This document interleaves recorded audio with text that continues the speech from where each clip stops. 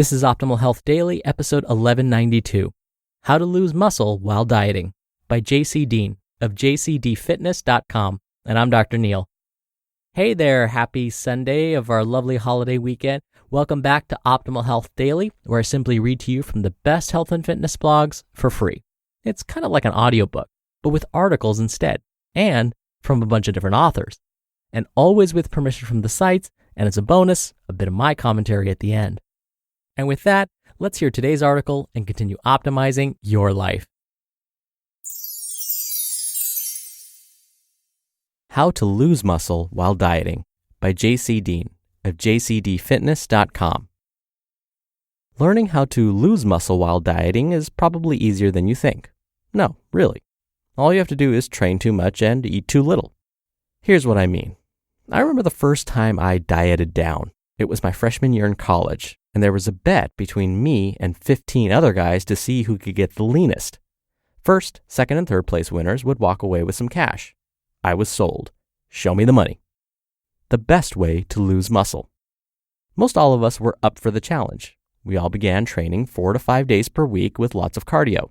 Now, at this time, I was 19 and could withstand much more mental and physical stress because I was in college, had no job or obligations outside of my studies.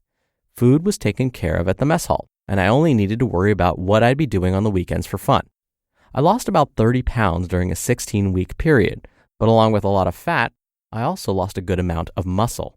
I know this for 2 reasons. 1, I lost a good amount of strength on my major lifts, a more than 10% reduction in total loads. And 2, I lost a good amount of size in my upper body and noticed it considerably in how my clothes fit. My training was comprised of 4 to 5 days of weight training and 6 days of cardio.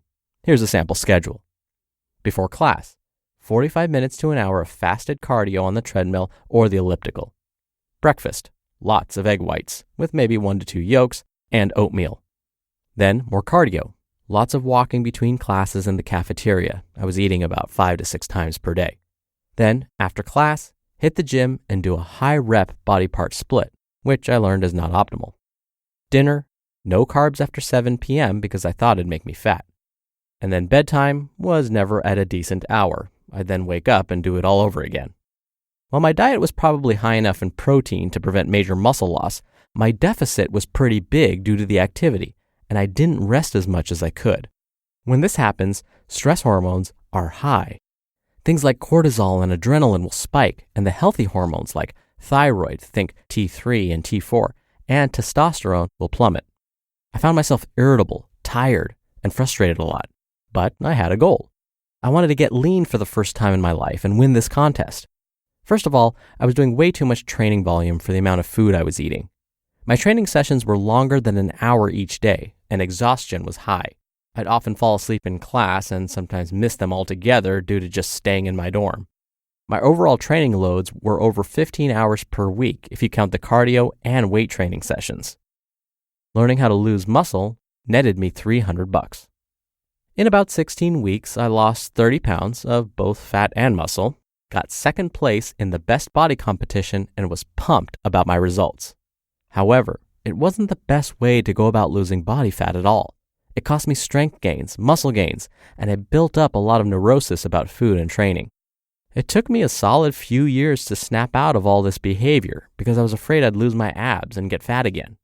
But I learned a lot in this process, mostly how not to go about losing fat, and I learned a lot about how to lose muscle on a diet. I also learned how to run for long distances, many times over 5 miles a session. I actually hated running, but thought it was the only way to lose body fat. About a year later, I eventually found a mentor who took over my training and diet-related activities and coached me to a bigger, thicker version of myself. How to lose muscle checklist.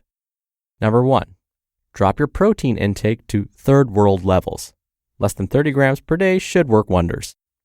2, increase your cardio training output to running for long distances every day. 3, sleep less than 8 hours per night. 4, fast for long periods of time. Alternate day fasts would work wonders here. 5, weight train with a ton of volume, much like what you'll find in the bodybuilding magazines. And 6, always push your training to failure and exhaust your nervous system. Warning: you don't really want to lose muscle. Here's why. 1. Muscle tissue is metabolically active, meaning it burns more calories at rest. 2. Muscle tissue is protective of your joints, internal organs, and other tissues. 3. Muscle helps you maintain better posture. And 4. Muscle gives your body shape, and to many people, is more aesthetically appealing. If you purposefully lose muscle through hard dieting and training, you can cause your body more stress than necessary and even hurt your thyroid, which is the master hormone that affects metabolism. Instead of trying to purposefully lose muscle, it's better to aim to lose body fat through proper diet and training methods. So that means no starvation diets, no overly excessive training schedules that zap your energy, and no unsafe supplements or fad diets that hurt your body. Here's what you could do instead. Aim for 1 gram of protein per pound of body weight, learn how to train properly for fat loss, and remember to make sure you eat well to fuel your training. You just listened to the post titled, How to Lose Muscle While Dieting by JC Deen of JCDFitness.com. And a big thank you to Drops, which has custom cleaning solutions for every need. Stain and odor laundry detergents, dishwasher detergent pods, wool dryer balls to replace disposable dryer sheets, and more. Their laundry detergent pods kept my fabrics smelling fresh when I used them, and even removed tough stains. They kept my fabrics smelling fresh all day. We're doing more cleaning than ever before, but it's hard to find eco-friendly cleaning products that actually work. Check out Drops, the laundry and dishwasher detergent pods that everyone is talking about. With over 10,000 5-star reviews, you'll see in no time how great their products are.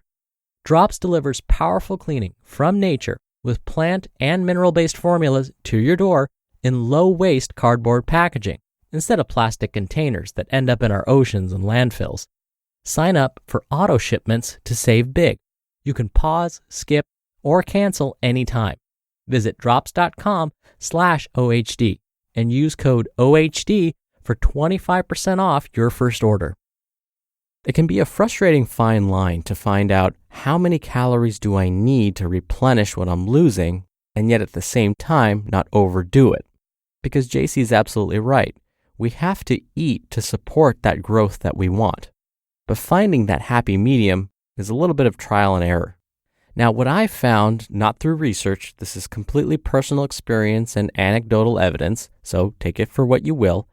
Folks often find success when they consume about 50% of their calories each day from carbohydrate, about 20 to 35% of their calories coming from protein, and then the rest from fat. And again, you could try that just so long as it doesn't cause you any harm. But I found that this ratio makes people feel full. They don't feel starved throughout the day, so it supplies them with what they need so long as they're eating a variety of foods. And so I want to be sure that the carbs are well chosen, that they're, of course, whole grains, that we're not forgetting about the dietary fiber that's important, and that we're watching our vegetable and fruit intake as well.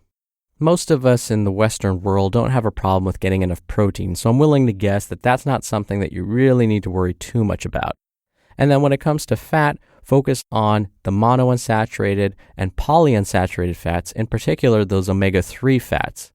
And again, that's just anecdotal, that's not through any research, and so take my advice with a grain of salt, and of course check with your healthcare provider to see if this would be right for you. Because in the end, JC's absolutely right. The last thing we want to do when we're trying to get lean is to lose that leanness or lose that muscle. All right, that'll do it for today. Thank you so much for being here. Thank you for listening every day. I hope you're having a wonderful holiday weekend, and I'll see you back here tomorrow where your optimal life awaits.